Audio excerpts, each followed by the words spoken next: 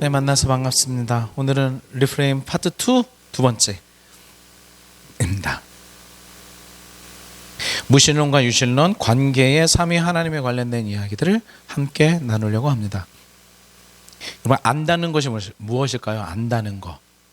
내가 은효를 안다, 내가 누군가를 안다라고 할 때 그 안다는 것은 어떤 의미가 있을까요?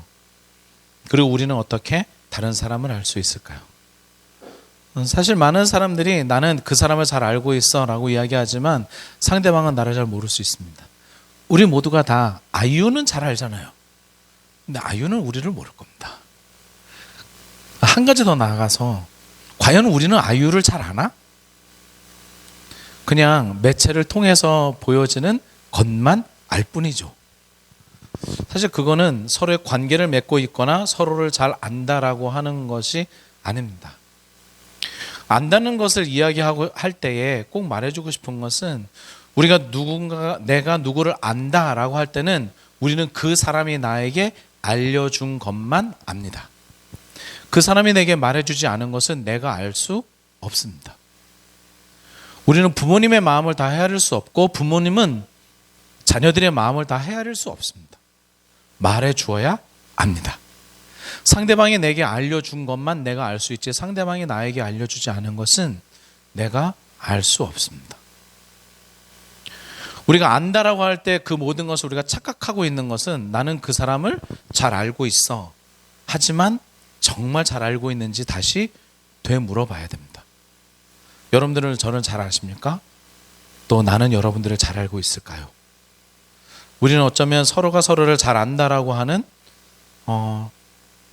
너무 단순한 생각 가운데 빠져 있는지도 모릅니다. 사실 여러분들이 제게 알려준 것만 제가 알 수 있고 제가 여러분들에게 말해준 것만 여러분들은 알 수 있습니다.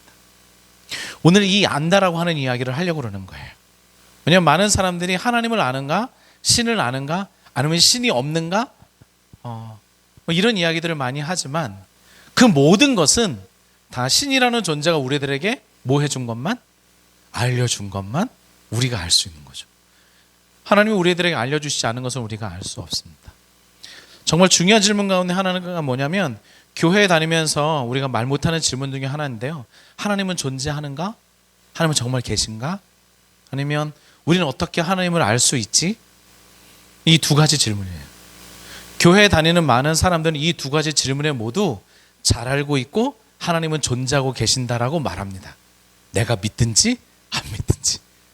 대부분의 많은 사람들은 이것을 교육받았습니다. 세례를 받기 전에 혹은 침례를 받기 전에 그리고 어느 정도 시간이 되면 모두가 묻습니다. 하나님 계시는 거 아시죠? 네 라고 대답하고 하나님을 잘 알고 계시죠? 라고 얘기하면 잘 알고 있다라고 이야기합니다. 근데 우리는 정말 잘 알고 있을까? 여러분 그거 아십니까? 우주의 기원을 이야기하는 많은 사람들은 빅뱅 이론에 대해서 이야기합니다. 그 빅뱅 이론에 의하면 우주는 약 140억 년 전에 만들어졌다라고 이야기하고 지금도 여전히 우주는 점점점 확장되고 있다라고 합니다. 그렇다면 이 우주를 만든 그 신이라고 한 신이 있다면 그 신은 이미 140억 년 이전에 존재하고 있어야 되겠죠. 그 140억 년 그 이전에 우리는 무슨 일이 있는지 사실 알지 못합니다.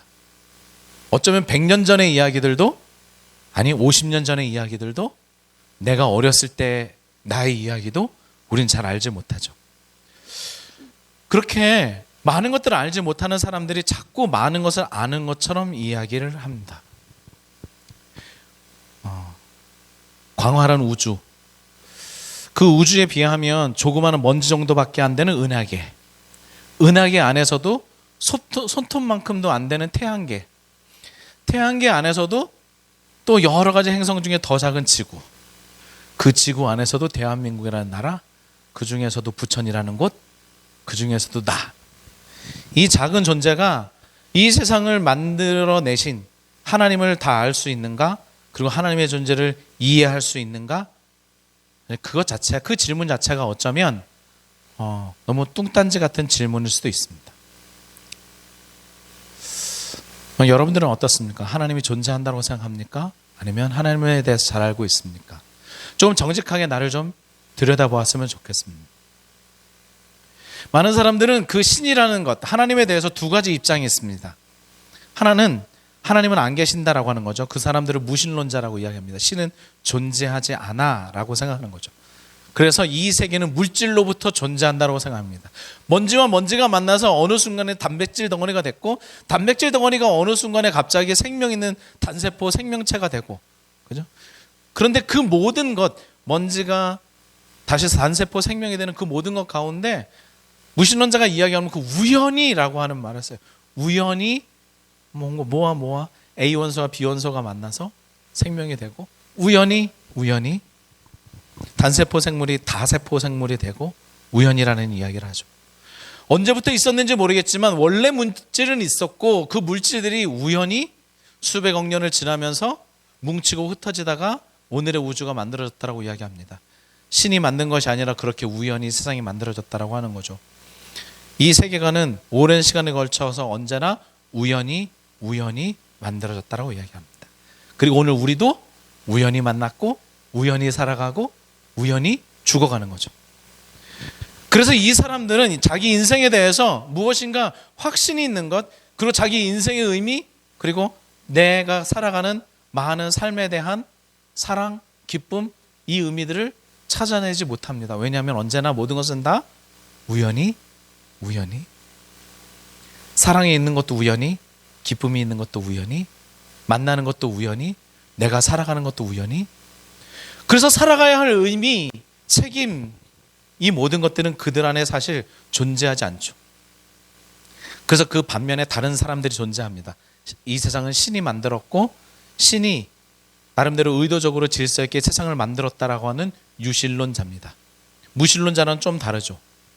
우연히 세상이 존재하는 것이 아니라 어떤 신이라는 존재가 특별한 의도와 계획을 가지고 세상을 창조했다라고 말합니다. 여기까지 말하면 이렇게 이해합니다. 무신론자는 굉장히 과학적인 것 같고, 유신론자는 굉장히 비과학적인 것 같은데 그렇지는 않습니다. 과학으로 신을 설명한다는 것 자체가 이미 오류에 더 가깝기 때문에 그렇습니다. 물론 과학이 세상을 이해하는 중요한 방법이긴 하지만, 여러분 기억하세요. 과학이 세상의 모든 것에 대한 답을 주지 못합니다. 과학은 사랑을 설명하지 못하고, 과학은 기쁨을 설명하지 못합니다. 기껏해야 설명하는 것은 사랑을 할 때 우리의 뇌 속에서 여러 가지 물질이 막 일어나고, 그래서 우리는 행복하다라고 하는 감정을 느낄 수 있다는 것, 이런 것들이 과학이 설명해 주는 거죠. 그런데 왜 그런 물질이 내게 일어나는지 그것은 아무도 설명해 주지 않습니다. 과학은 인생에 대한 모든 것, 인생의 모든 것에 대한 답을 주는 것이 아닙니다. 무신론과 유신론, 여러분들은 어느 쪽에 더 가깝습니까? 아마 교회 다니는 사람들이니까 그래도 유신론 쪽에 조금 더 가깝겠다 생각이 드네요. 그러면 한 가지 더 질문. 그러면 그 하나님을 어떻게 증명할 수 있습니까? 누군가에게 하나님에 대해서 말을 해줘야 되는데, 그러면 하나님을 어떻게 증명할 수 있을까요? 어떤 친구는 이렇게 묻습니다. 야, 자네가 네가 하나님에 대해서 증명할 수 있으면 내가 교회를 다닐 거야.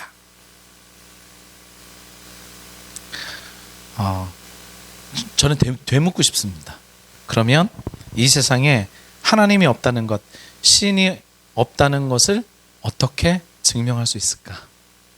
사계절이 돌아가고 우주의 수많은 행성이 떠다니지만 이상하게도 지구와는 그렇게 크게 부딪히지 않고 오랜 기간 동안 우리들이 살아남을 수 있는 이 모든 것, 봄이 되면 여름이 되고, 여름이 지나면 가을이 되고, 새싹이 돋고, 그리고 물 들어가는 그 모든 것, 그 모든 것은 과연 무엇으로 설명할 수 있을까? 우리의 신념, 세계관, 삶의 의미, 이 모든 것들은 어떻게 설명할 수 있지? 하나님을 믿는 사람이라면 내가 가지고 있는 생각과 내가 가지고 있는 삶의 의미를 신이라는 존재와 연결해서 생각하는 사람을 유신론자라고 이야기를 해요. 그러면 저와 여러분들은 그렇게 일반적 유신론자처럼 하나님과 나의 삶, 나의 세계관, 그리고 내가 가지고 있는 생각을 얼마나 잘 연결하고 있습니까? 한 가지 더 이분의 이야기를 하고 싶습니다. 아인슈타인이라는 분이 이렇게 이야기했습니다. 과학과 종교는 대립하는 것이 아니다. 과학이 없는 종교는 장래이고 종교가 없는 과학은 절름발이다 라고 말이죠. 종교와 과학은 서로 보완하는 관계에 있습니다. 과학이 눈에 보이는 것을 알려준다라고 한다면 종교는 눈에 보이지 않는 것, 삶의 의미, 여러분들에게 말씀드렸던 사랑, 기쁨, 때로는 미움, 분노, 이 모든 것들에 대한 의미를 우리들에게 알려주고 우리들에게 질문하는 거죠. 그래서 어떻게 보면 무신론자나 유신론자, 과학이나 종교냐, 이것은 서로를 증명하는 것에 대한 문제가 아니라 우리가 이 상황에서는 어떻게 무엇을 선택할 것인가의 문제라고 저는 봐요. 과학은 과학으로 두자. 그러나 삶의 의미를 물어보고 우리들이 살아가야 할 여러 가지 많은 이야기들, 우리들이 사랑하며 기뻐하고 행복해하고 그리고 서로 함께하는 우리 모든 것에 대한 이야기는 과학이 아니라 하나님 그리고 신에 대한 이야기로부터 그 모든 것들을 좀 가져오자라고 하는 거죠. 그래서 내가 가지고 있는 삶의 의미도 내 정신도 도덕도 그 많은 것들을 어떤 특별한 분 삼위 하나님과의 이야기들 가운데서 가지고 오면 좋겠다라고 하는 겁니다. 자, 그러면 우리는 또 한 걸음 더 들어가 볼 수 있을 것 같아요. 아까도 이야기한 것처럼 그렇게 신은 존재하고 있구나라고 하는 생각이 든다면 그럼 우리는 그 하나님에 대해서 신에 대해서 어떻게 알 수 있을까? 서두에 이야기한 것처럼 사람은 누군가가 가르쳐준 것만 알 수 있습니다. 우리도 마찬가지죠. 하나님이 우리들에게 알려주신 것만 알 수 있습니다. 많은 신들은 자기 자신에 대해서 이야기해 주지 않았습니다. 스스로 하나님을 발견하라고, 스스로 신을 발견하라고 이야기하죠. 스스로 이 세상의 것을 다 벗어나 해탈의 경지에, 신선의 경지에 올라야 한다라고 말합니다. 근데 유일하게 신이 누구인지 우리들에게 알려준 것이 있는데 그것이 성경입니다. 성경만이 하나님이 누구신지, 즉 신이 누구인지를 알려준 거죠. 불교의 가르침도 도교의 가르침도 또 다른 여러 가지 가르침은 가르침이죠. 그 가르침은 뭐라고 이야기합니까? 너희들이 잘 배우고 잘 수련을 해서 너희들이 신적 경지에 이 세상의 슬픔에서 벗어날 거야 라고 말하지만 성경은 거꾸로 말하죠. 너희들은 그 모든 것에서 벗어날 수 없지만 하나님이 우리의 그 모든 슬픔과 어둠에서 벗어나게 하고 우리에게 사랑을 채워주시고 우리들의 기쁨을 채워주실 거야 라고 말합니다. 동양 철학에서는 사람의 언어로는 신과 소통이 불가능하다라고 관계를 맺을 수 없을 거라고 확신합니다. 그러나 유일하게 교회만, 유일하게 기독교만 하나님과 관계를 맺을 수 있고 관계를 맺으시는 삼위 하나님에 대한 이야기를 하면서 우리와 함께 동행하고 있는 하나님에 대한 이야기를 하는 거죠. 세상에 어떤 많은 철학자들과 많은 종교인들은 절대 진리가 있다라고 하더라도 그 진리는 사람과 소통하는 인격적인 것이 아니라 인간의 지식으로 지혜로 찾아가는 것이라고 말합니다. 그러나 성경은 그 진리가 우리 가운데로 들어와 우리와 함께 우리의 삶 속에서 함께 산다라고 이야기하죠. 예수 그리스도께서 우리와 동행하시는 것처럼 말입니다. 세상에 많은 사람들은 삶에 대해 질문을 던지죠. 어떻게 살아가야 할까? 그러나 성경은 너희들은 어떻게 살아야 한다라고 알려주십니다.